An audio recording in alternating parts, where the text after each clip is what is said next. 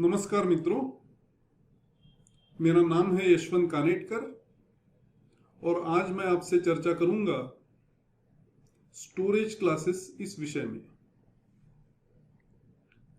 अगर मैं कोई भी वेरिएबल ले लेता हूं और उसको मुझे कंप्लीटली डिफाइन करना है तो मुझे दो चीजों की जरूरत है। एक तो है उस वेरिएबल का टाइप और दूसरा है उसका स्टोरेज क्लास। हम लोग टाइप तो अभी तक यूज करते आए। जब भी मैं कहता हूं इंट आई, फ्लोट ए, कैर सी एच, तो इंट, फ्लोट, कैर ये वेरिएबल्स के टाइप हो गए, पर ये आधी डेफिनेशन हो गई। इस टाइप के सिवाय मुझे उसका स्टोरेज क्लास भी जरूरी होता है। जब तक मैं ये दोनों ना कर लूं तब तक वेरिएबल का डेफिनेशन कंप्लीट नहीं होता है। पर हमारे तो वेरिएबल्स अब तक के प्रोग्राम्स में चल गए। इसका मतलब यह है कि अगर मैं मेंशन ना करूं तो कुछ डिफॉल्ट स्टोरेज क्लास यूज हो जाएगा। इसीलिए मेरे डेफिनेशंस इंट आई, फ्लोट ए, कैर सी एच ये चल जाते हैं। अब मान लो मैं स्टोरेज क्लास यूज करता हूं तो सबसे पहले तो यह समझना होगा कि स्टोरेज क्लास करता क्या है। मैं आपको बता दूं कि स्टोरेज क्लास चार चीजों के ऊपर कंट्रोल देता है। एक तो वो वेरिएबल कहां स्टोर हुआ है। हमें लगता है कि वेरिएबल हर टाइम मेमोरी में ही स्टोर होता है, और एक और जगह है जहां वेरिएबल स्टोर हो सकता है। तो दो में से किस जगह पे वेरिएबल स्टोर है ये निर्भर करता है उस वेरिएबल का स्टोरेज क्लास कौन सा है इस पर। दूसरी चीज, डिफॉल्ट इनिशियल वैल्यू जो होती है उस वेरिएबल की वो क्या होगी, ये भी उसके स्टोरेज क्लास पर निर्भर करता है।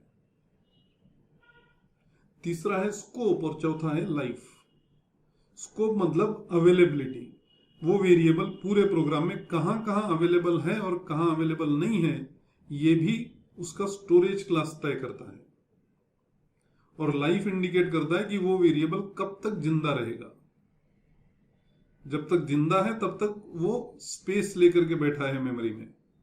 जैसे ही वो वेरिएबल की लाइफ खत्म हो जाएगी तो वो स्पेस जो वेरिएबल ऑक्युपाई कर रहा था वो क्लीन हो जाएगी, वो क्लियर हो जाएगी, वो रिसाइकल हो जाएगी, दूसरे कोई चीज के लिए उपयोग की जा सकती है।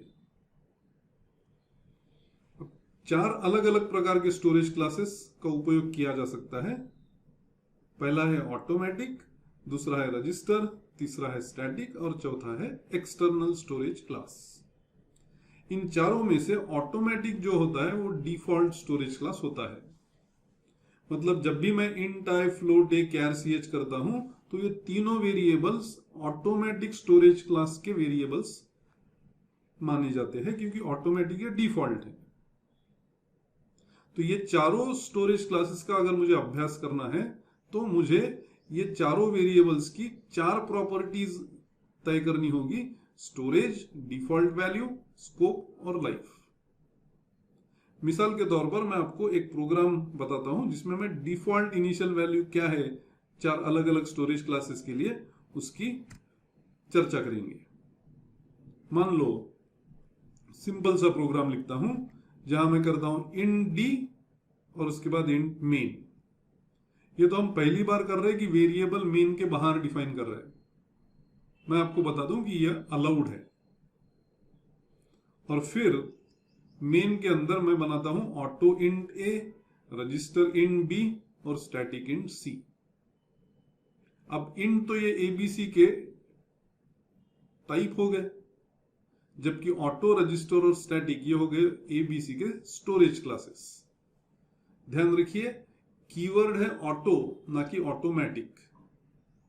तो ए बन गया automatic storage class variable, B बन गया रजिस्टर स्टोरेज क्लास वेरिएबल और सी बन गया स्टैटिक स्टोरेज क्लास वेरिएबल। ये तीनों को हम लोगों ने इनिशियलाइज नहीं किया है।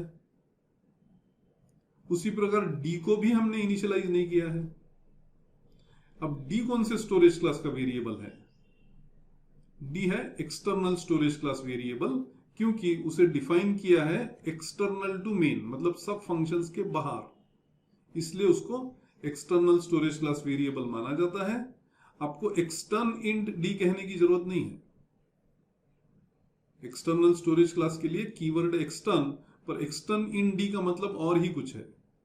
अगर मुझे डी डिफाइन करना है और मुझे चाहिए कि उसका एक्सटर्नल स्टोरेज क्लास हो, तो मुझे सिर्फ इतना करना है कि उसे मेन के बाहर डिफाइन कर देना है। अब ABCD के डेफिनेशंस हो गए, हमने कोई इनिशियल वैल्यू नहीं दिया कोई भी वेरिएबल को। अब प्रिंट करके देखते हैं कि इससे क्या पाएंगे हम। A और B की वैल्यू आएगी गार्बेज, मतलब अनप्रेडिक्टेबल, जबकि C और D की वैल्यू आएगी 0। इसका मतलब क्या हुआ कि ऑटोमेटिक और रजिस्टर वेरिएबल्स अगर आपने इनिशियलाइज नहीं किए तो उसमें गार्बेज वैल्यू रहती है, जबकि स्टैटिक और एक्सटर्नल स्टोरेज क्लास वेरिएबल्स जब अगर मैंने इनिशियलाइज नहीं किए तो उनमें गार्बेज वैल्यू नहीं रहती है, उनमें 0 ये वैल्यू रहती है। इसका मतलब क्या हुआ? इसका मतलब ये हुआ कि डिफॉल्ट वैल्यू क्या रहेगी ये कौन तय करता है? उस वेरिएबल का स्टोरेज क्लास ये चीज तय करता है। तो इसके बाद ये मत सोचिए कि कोई वेरिएबल इनिशियलाइज नहीं किया इसलिए उसमें गार्बेज है। उस वेरिएबल का स्टोरेज क्लास डिक्टेट करेगा कि उसमें गार्बेज रहेगा या 0 रहेगा। अगर स्टोरेज क्लास ऑटो या रजिस्टर है तो गार्बेज वैल्यू रहेगी उस वेरिएबल में, और अगर स्टोरेज क्लास उस वेरिएबल का स्टैटिक या एक्सटर्नल है तो उसमें 0 ये वैल्यू रहेगी बाय डिफॉल्ट। तो डिफॉल्ट इनिशियल वैल्यू तय की जाती है उस वेरिएबल के स्टोरेज क्लास द्वारा। अब लाइफ, स्कोप और स्टोरेज ये कहां कहां होता है? ये 4 अलग अलग स्टोरेज क्लासेस की अलग अलग प्रॉपर्टीज है। हम लोग उसको आने वाले लेक्चर्स में स्टडी करेंगे। धन्यवाद एंड गुड बाय।